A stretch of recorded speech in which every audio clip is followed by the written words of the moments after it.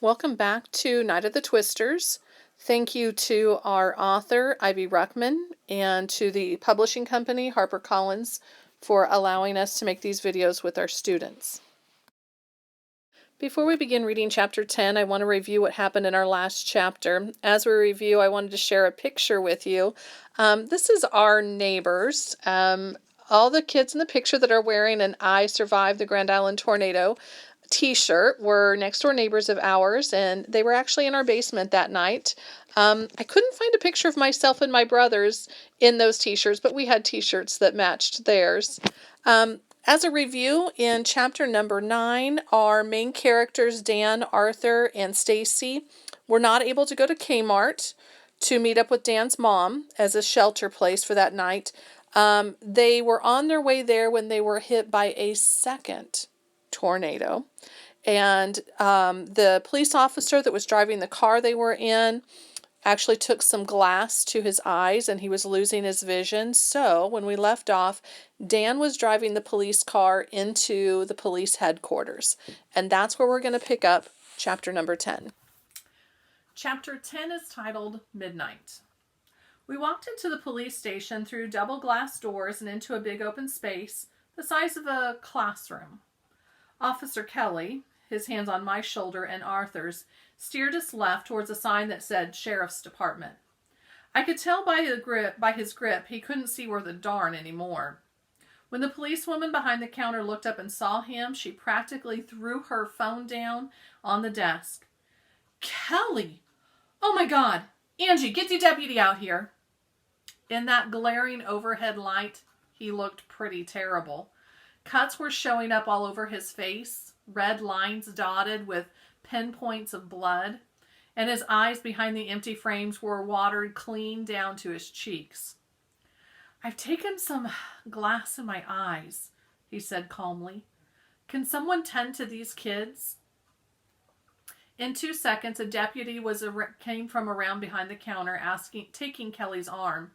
Someone else rushed out of the office, and suddenly we were surrounded by cops. How bad is it? Can you see? He tossed his car keys onto the counter. I can't see much. Angie, let the hospital know that we're coming. Someone took off his glasses. We stepped aside to let the others in around him. You maniac! We heard the deputy say as he started off with Kelly. Out there chasing tornadoes. We watched as they hustled him through an inside door. I felt a little silly waving to his back when he couldn't see, but I did it anyway. It was awful not being able to tell him thanks or goodbye. Even after Kelly left, the place was a zoo. Phones were ringing nonstop. From somewhere in the background, we could hear the massive congestion of the police radio piling up messages. Cops and people in regular clothes were in and out of offices and shouting at each other. Everyone was hyper. Finally, the same policewoman who helped Kelly came over to where we were standing at the long counter. So, do you kids need shelter? She said. I needed to find out if my mom and my dad were alive. That's what I needed. Kelly said you were separated from 2 sets of parents. Is that right? We nodded. Hold on. She went back to her desk and she got on the intercom with someone. Mildred, is there room in the women's section? Yes, I have 3 teenagers here. I straightened up, being mistaken for a teenager. She called someone else on the intercom, and after which there was a heavy-set man in a tan work clothes that came out and glowered at us. I looked down at myself and then at Arthur. We really were a sight. My jeans were filthy, torn on both legs. So quickly I wiped my face with the bottom of my shirt. Stacy didn't look much better in her oversized Levi's jacket and her faded cutoffs. He'll take you upstairs, the police lady said. Upstairs? What for? Hey, can you tell me something first? I heard myself ask. Has Phillips... Did Phillips get hit by a tornado? I don't know. One was sighted near Hanson, I guess. People have been spotting tornadoes everywhere on a night like this. We've been hit by 2 of them, Arthur told her. Is that all? She said sarcastically. There's been dozens. I felt like screaming at her. I knew she was upset, but she was making me feel exactly like a prisoner. Don't 12-year-old kids have rights? I wanted to ask about Mavis Bolt too, but I lost the nerve. On our way up the stairs, the jailer, or whoever he was, said he was taking us to the women's section, since there aren't any female prisoners tonight. He led us into a carpeted room with very plain walls. There were 2 couches and some chairs and a table full of magazines. A policewoman was sitting on the arm of a chair talking to some people and writing some stuff down on a clipboard. The jailer pointed to a narrow open bathroom jutting off the main room. You kids can have that unit over there, he said. 2 identical bedrooms on the other side were already occupied. I could hear a baby fussing over there, which made me want to be with my mom and Ryan even more. The woman in the brown uniform looked up and smiled. I'm Mrs. Minetti, the matron here. Sit down and I'll be right with you. Are we in jail? I whispered to Stacy after the man left. The women's section, that's what he said. It was pretty nice, if you ask me. I couldn't see any bars anywhere. The 3 of us sat down on a couch that was opposite the matron, and we stared at the other disaster victims, who were all wet and stringy-haired like us.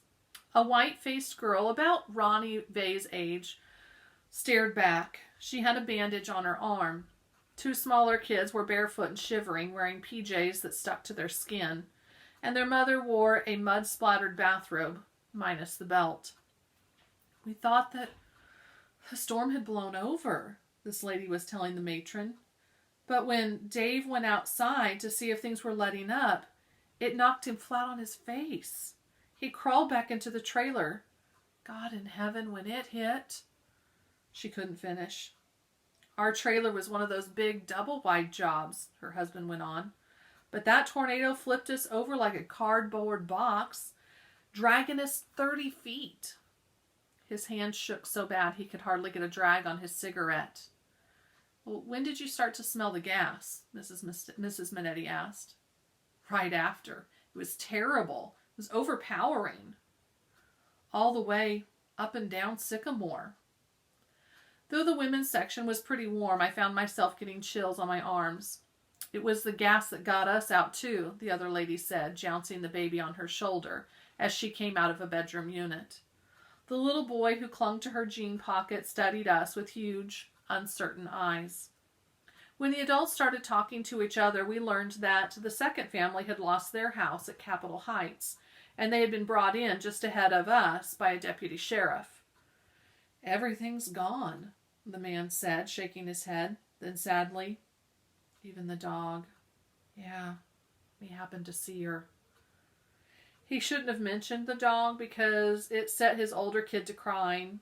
The father left the big boy and held him close to muffle his sobs. The dad wanted to cry too.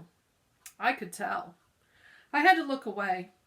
I never wanted to see Minerva like that. A little later, Mrs. Minetti took us into the room with 2 cots, where she asked us our names and what had happened. She gave us a scratchy army blanket too, just in case. I liked her. She had brown hair like my mom's and friendly eyes. I was glad she was in charge and not that other policewoman. There was plainly nothing else to be glad about. Getting stuck in jail, not knowing if my dad was dead or alive. When Arthur went off to the John, Stacy and I sat there on the cot and looked at each other. I was so tired. I just wanted to fall over and go to sleep. And then Stacy smiled, which made me smile because her face went all crooked on one side from all the swelling. Are you okay, Dan? Yeah. She bounced a little on the striped mattress, which was covered with plastic, testing it, I guess. Did you ever think we'd end up in a jail? She asked. She stood and she tried to look out the high window. How come they put us in here? I blurted out suddenly. How are we going to know what happened? I've got to get Dad off of my mind. What if he had driven straight into the tornado on South Locust Street? He always comes in from Phillips that way.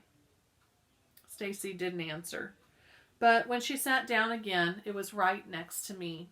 I was hoping she'd put her arm around me the way she had done earlier.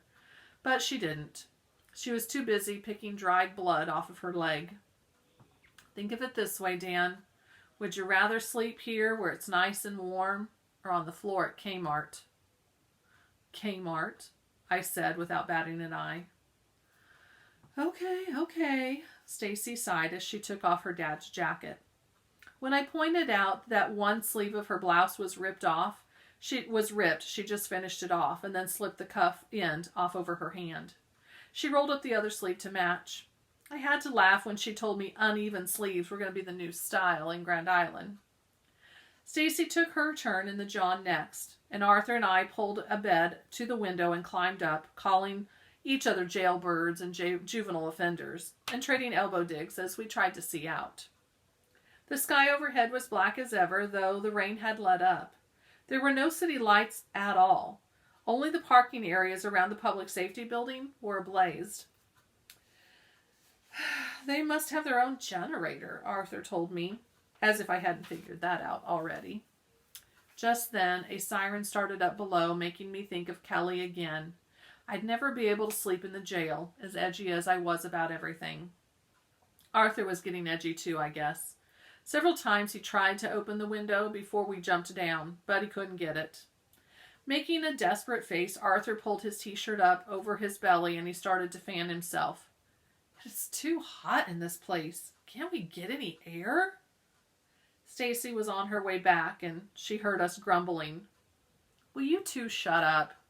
Do you know how lucky we are? We're alive and our families are alive. Maybe, I muttered.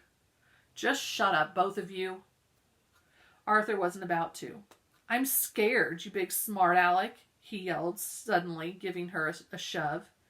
You don't have the brains enough to be scared. There were 9 of us, remember? How are we going to live? Stacy backed off. Well, there's going to be 10 of us soon, she said coolly. Arthur stared. It was so quiet that in the women's section right then that you could have heard a cockroach sneeze. Mama's pregnant? Well, don't broadcast it, Stacy whispered. She doesn't want the whole world to know yet. Arthur grinned at me. Everything else was forgotten. Maybe we'll get a boy, like Ryan. No lie, Stacy? Is she really? Stacy nodded gravely. Arthur once told me that their family believed babies were God's jewels.